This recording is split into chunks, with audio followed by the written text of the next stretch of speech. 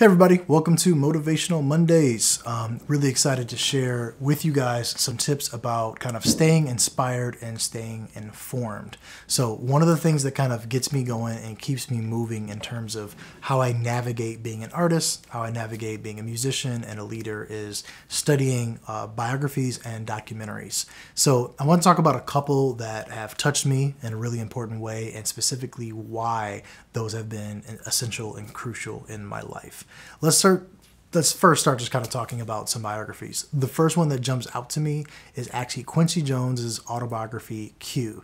Now, this book had a profound impact on me for a couple of reasons. One, the man's career is just ridiculous. Like what Quincy Jones has accomplished in a lifetime is just like completely mind-blowing and definitely worth reading. Also, looking at where he started from, and it's such a cliche story, but like so honest and raw and real of starting off from literally nothing and being able to build this robust career and seeing how he navigated, seeing the things that he struggled with, seeing the things that he thrived at, seeing his tenacity and his dedication to music and to his family was just really profound and had a great impact on me.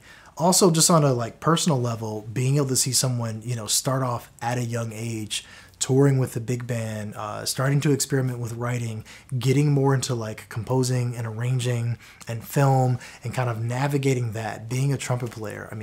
So in a lot of ways, Q just really had a profound impact on me.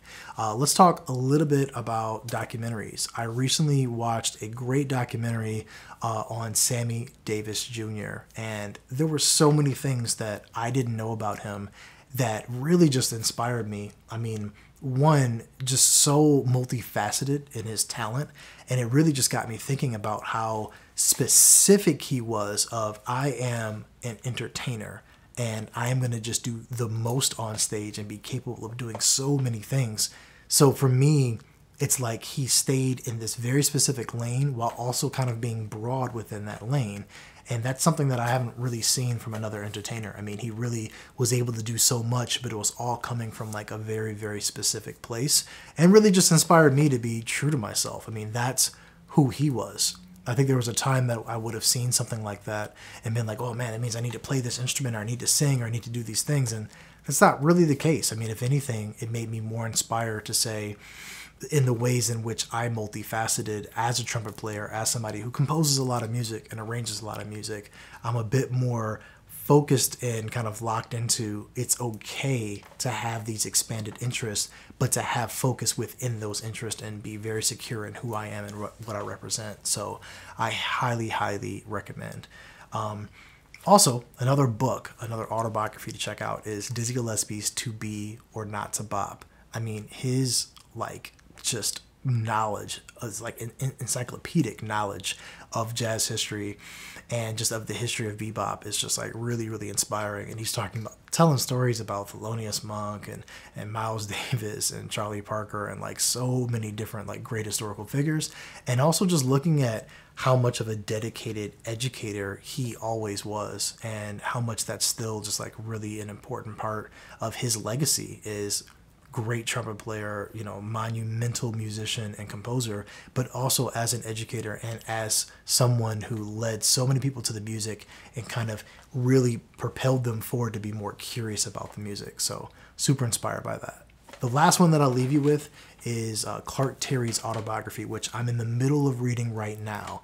Similar to Quincy Jones, just someone who started from such incredibly humble beginnings, but had such a laser focus on I am a trumpet player. This is who I am. This is what I'm gonna do. Long before he had a trumpet, he talked about playing on like a piece of pipe and blowing through a rubber tube, and was just dedicated to making music from such an early age and just knew what he wanted and went after it.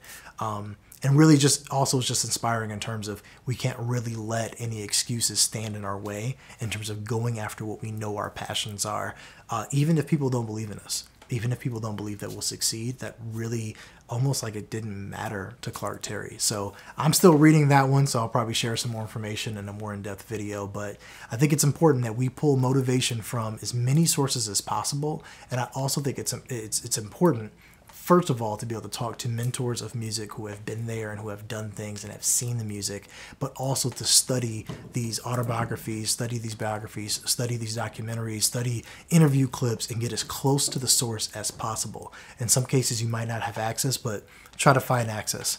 And the last part I want to leave you off with is, if you have the opportunity to see an elder of this music, to be able to see an elder of this music perform or listen to them talk or attend a masterclass, don't wait.